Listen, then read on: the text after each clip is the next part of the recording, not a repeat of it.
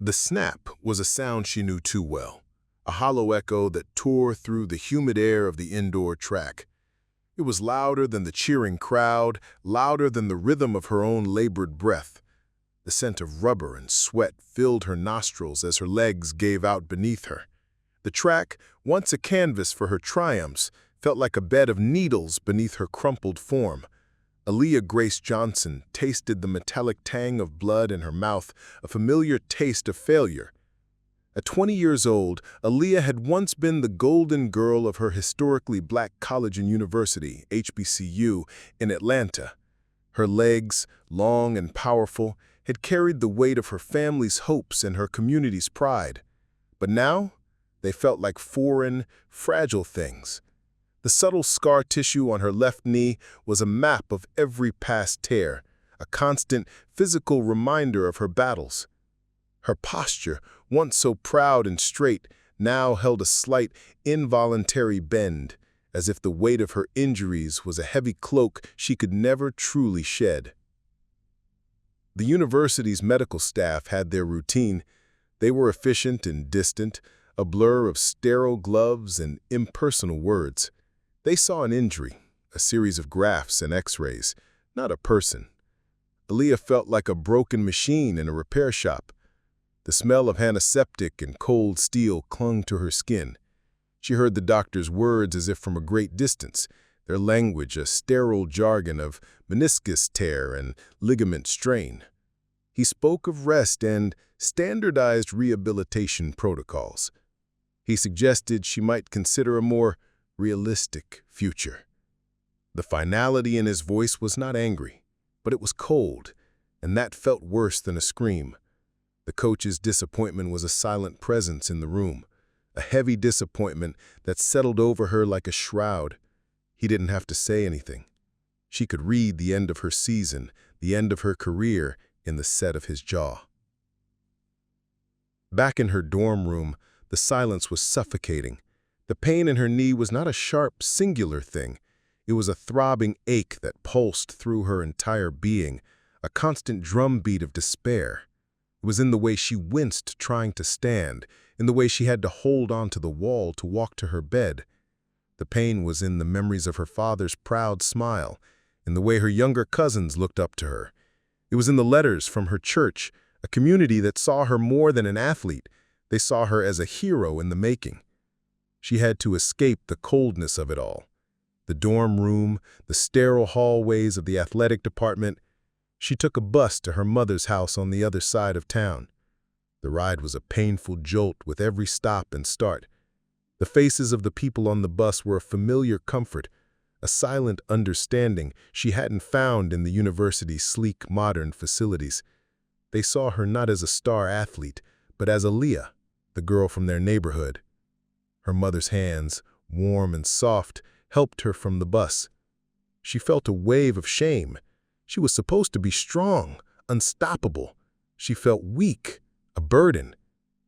Her mother noticed the way she moved, the slight limp she couldn't hide.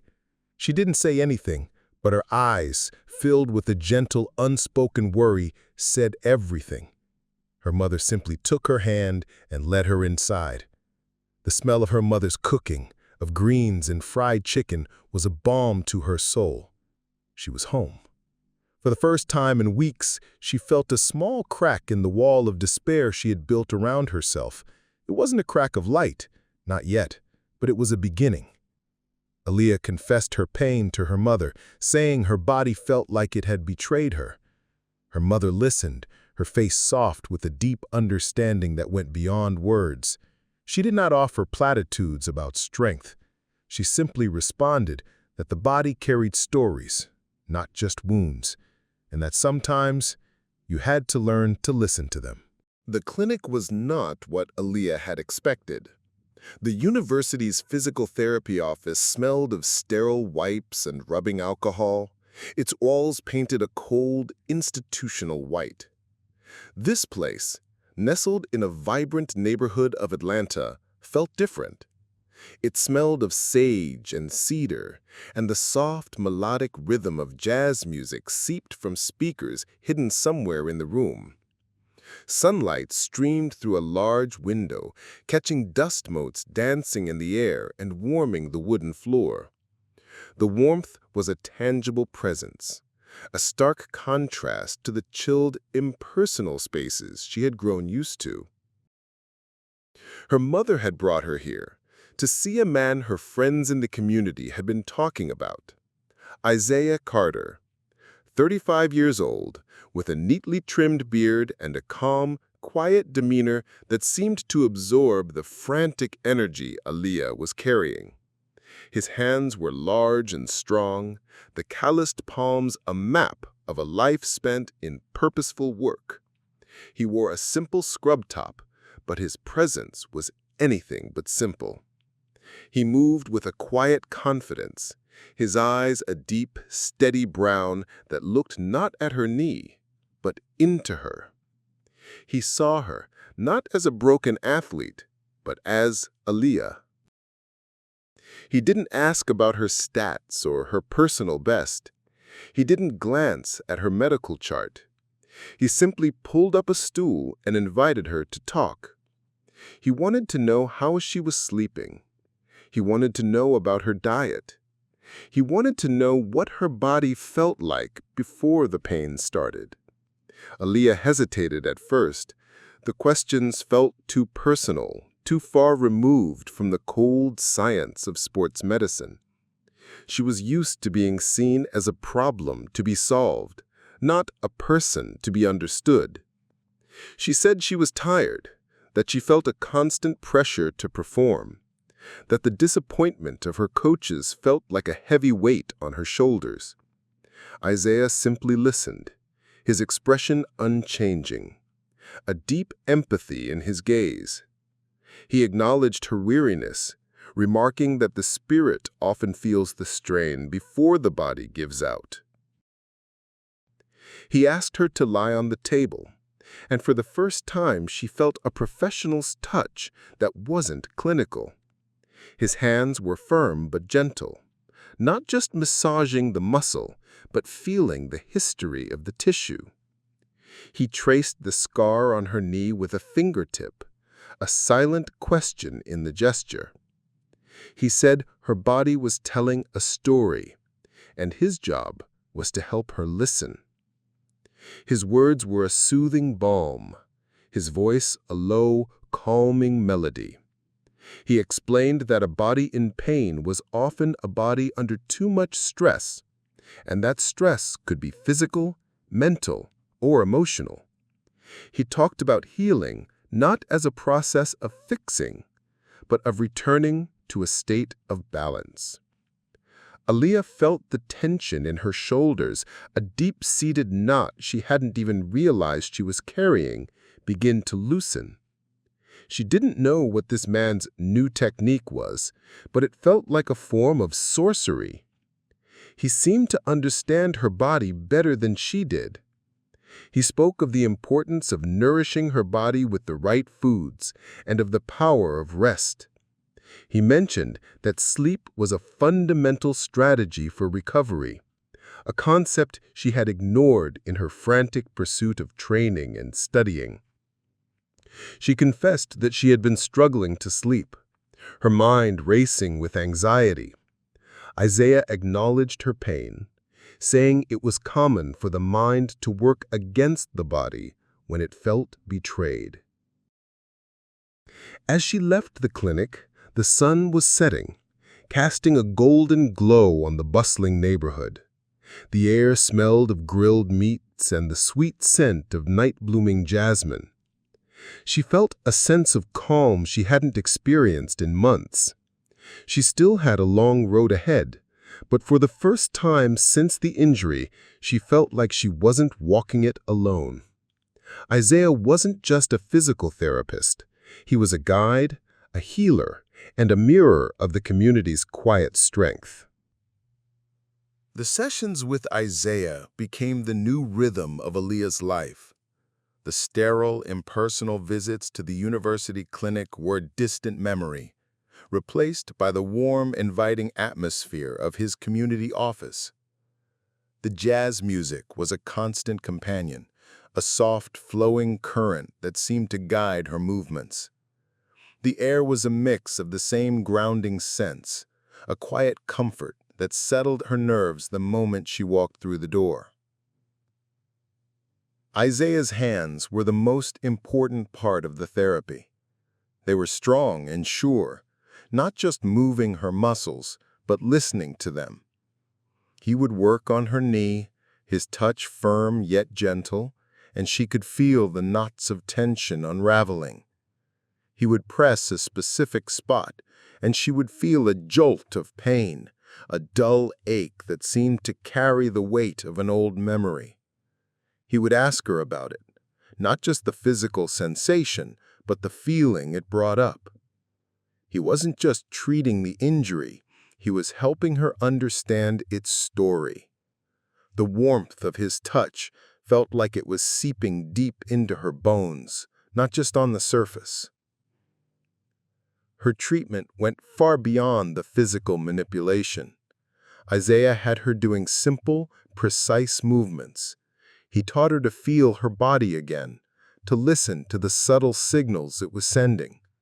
He made her do exercises with her eyes closed, forcing her to rely on proprioception, the body's sense of its own position in space.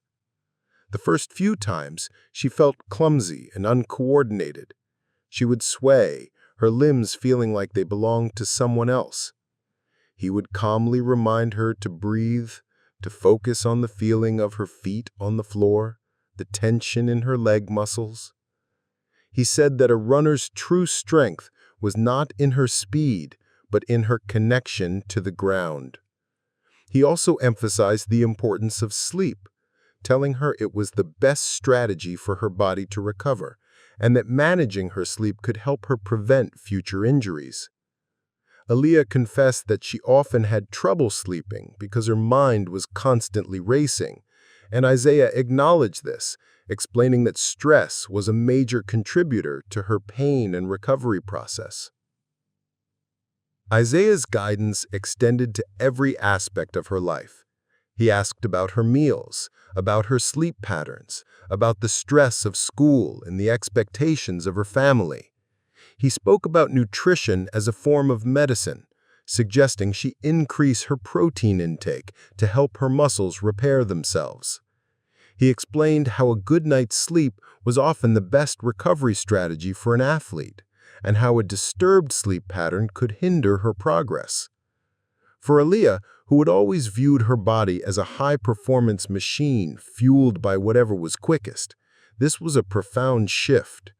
She began to see her body not as a tool to be pushed to its limits, but as a temple to be cared for and nourished.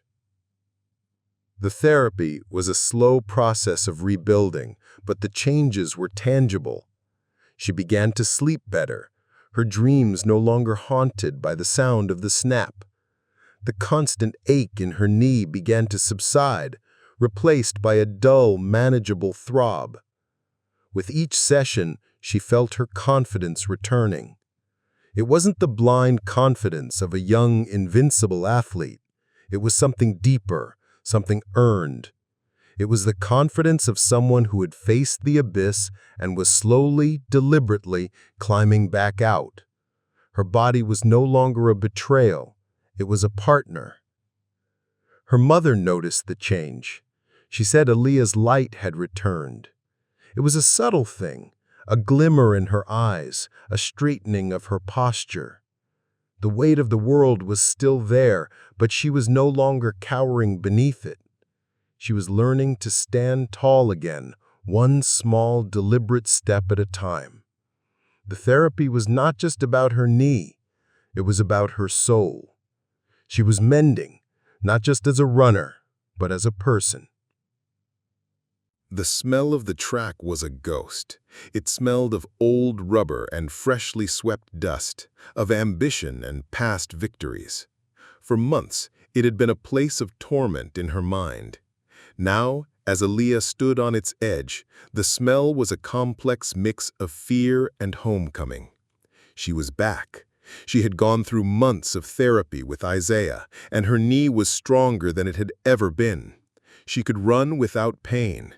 But the old fear was a subtle ache in the back of her mind, a quiet voice that whispered of past failures. Her first run was a tentative, careful thing. She had a new pace, a new rhythm. It wasn't the frantic, all-out sprint of her old self. It was a fluid, controlled motion. Her focus wasn't on beating a personal record, but on listening to her body. She felt the ground beneath her feet, the slight give of the rubber track.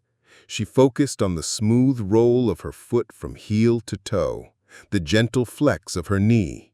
She felt the air against her skin, the subtle breeze from her own movement. With each step, she had a conversation with her body, a dialogue of trust and quiet confidence. But the doubts were still there. She would feel a slight twinge and her mind would scream in panic. She would see a rival from a different HBCU and her chest would tighten, a heavy knot of anxiety forming. The rivalry with Amani, a sprinter from a different HBCU, wasn't fueled by animosity, but by a shared history of intense competition. Amani was a mirror of Aaliyah's old self, fast, fearless, and with a raw, almost arrogant confidence. Seeing Amani on the track was a direct confrontation with the Aaliyah she used to be. The pressure of everyone's eyes felt like a tangible weight on her shoulders. She felt the expectations of her family, her coaches, and her community like a physical presence. The thumping in her chest was not just her heart, it was the beat of 1,000 hopes. She went back to Isaiah's office, discouraged. She confessed that her body was healthy, but her mind was still injured. She said she was afraid of the pain, afraid of the failure, afraid of disappointing everyone. Isaiah listened, his hands clasped calmly in front of him. He reminded her of the lessons he had taught her. He said the body and mind were connected, that she couldn't heal one without the other. He said her fear was not a weakness, but a signal. He said she needed to learn to run not for a medal, not for others, but for herself. He told her to find her own rhythm, the one that came from her core, not from the expectations of the world. He said her revenge would not be against her rival or her past injuries, but against the fear that had held her captive for so long. The next time she ran with a new purpose. She didn't look at Amani. She didn't think about the people watching from the stands. She closed her eyes for a split second and focused on the feel of her feet on the ground, the easy pull of her muscles, the smooth motion of her arms. She thought of Isaiah's warm, reassuring hands. She thought of her mother's cooking, the scent of comfort and home. She ran with her own rhythm, her own beat, and for the first time in a long time, she felt free. The starting blocks felt solid beneath her feet, a familiar anchor. The air, thick with the tension of competition, smelled of anticipation and freshly cut grass. Aaliyah inhaled deeply, the scent a mix of earthy comfort and a quiet reminder of what she was about to do. The silence was the most deafening part of all. It was the silence of 1,000 people holding their breath, waiting for the crack of the starting pistol. The world narrowed to a single point of focus, the texture of the track, the cool metal of the blocks, the subtle rhythmic pulse of her own heart. She felt her muscles coiled, ready to spring, a power that now felt like her own, not a borrowed one. The starting pistol was a sharp, final report, a punctuation mark on her long journey. She sprang from the blocks, her movements a fluid, deliberate symphony. Her focus was inward. She felt the ground with each footfall, a dialogue with the earth. She felt the powerful swing of her arms, the graceful push of her hips. Her vision was not a blur of a crowd. It was focused on the lane in front of her, a narrow strip of rubber that was her universe for these few critical seconds. She felt the air rushing past her ears, a soft hum that sang a song of freedom. She was not just racing against her rivals. She was racing against the memory of the snap, against the metallic taste of blood, against the cold disappointment of a coach's gaze. She ran for herself, for the woman she had become in Isaiah's quiet office. She ran for the warmth of her community, for her mother's knowing eyes, for the soft, calming rhythm of jazz music. She ran not to prove her worth to anyone, but to reclaim it for herself. The finish line was a blur of white, a line that marked not just the end of a race, but the end of a journey. She had done it. Her victory was not in the time on the clock, though it was impressive. It was in the feeling of her lungs burning with the fire of a clean run, in the absence of pain, in the quiet, solid confidence that filled her heart. She looked for Imani, her rival, who was standing beside her, their chests heaving with the exertion of the race. They exchanged a look, not of rivalry, but of mutual respect. Aaliyah's victory was a quiet, personal triumph, a testament to a strength that had nothing to do with speed or power. As she stood on the podium, she wasn't just Aaliyah the sprinter.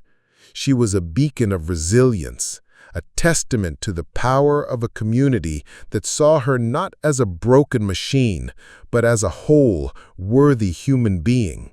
Her victory was not a revenge against her body, but a love letter to it. It was a silent, powerful story of overcoming not just an injury, but a fear that had held her captive for so long. It was the story of finding her rhythm again, a rhythm that was stronger, deeper, and more beautiful than the one she had lost. The silence of the crowd was replaced by a roar, and in that moment, Aaliyah knew her silent victory was a shared one. It was a testament to the enduring rhythm of resilience, a beat that could never be broken.